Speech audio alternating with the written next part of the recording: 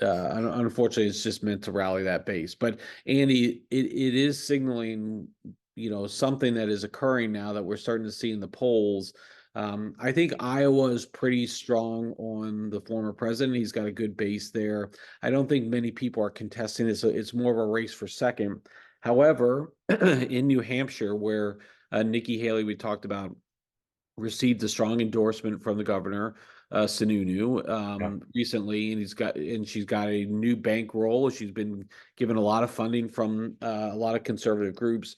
She has now closed that gap in New Hampshire.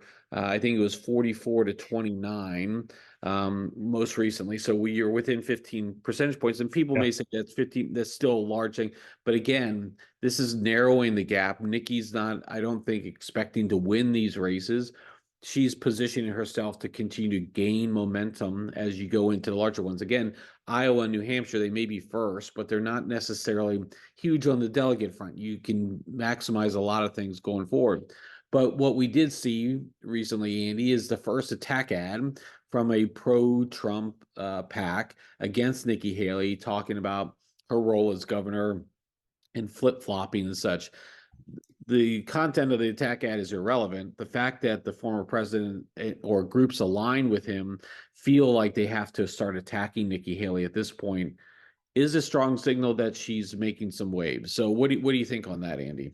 Yeah, I mean, I think that's exactly right. I mean, I think, you can see her rising in the polls. You can see her gaining more financial support. I'm seeing more uh, mailings, so coming from the Haley camp, right? So it's a concern, right? Because while there still is time, right, being the guy at the front of the pack as Mr. Trump is, anything that isn't a dominating victory is going to be spun up, very much as a case against, right, the rising star of Nikki Haley or whoever else it might be against the falling, star, so to speak, of the front runner. We've seen that play out in election after election. This isn't unique to 2024. And she's gaining a lot. I mean, she's getting a lot of support. She's getting attacks from her other, the other candidates as well, because she is emerging as the, front runner to Mr. Trump in the GOP. And so, yeah, Trump's attacking. He attacks well, and I think he sees her as the most serious threat.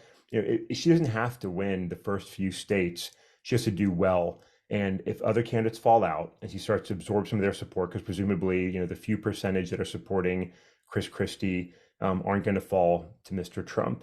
Those are supporting the other two candidates. Might split somewhere.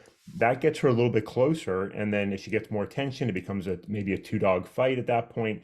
Moving into the other primaries, that gap could close significantly, right? And so I think there is some concern in the Trump camp. I think there should be, because again, as a front runner, when somebody's biting at your heels, that's a concern.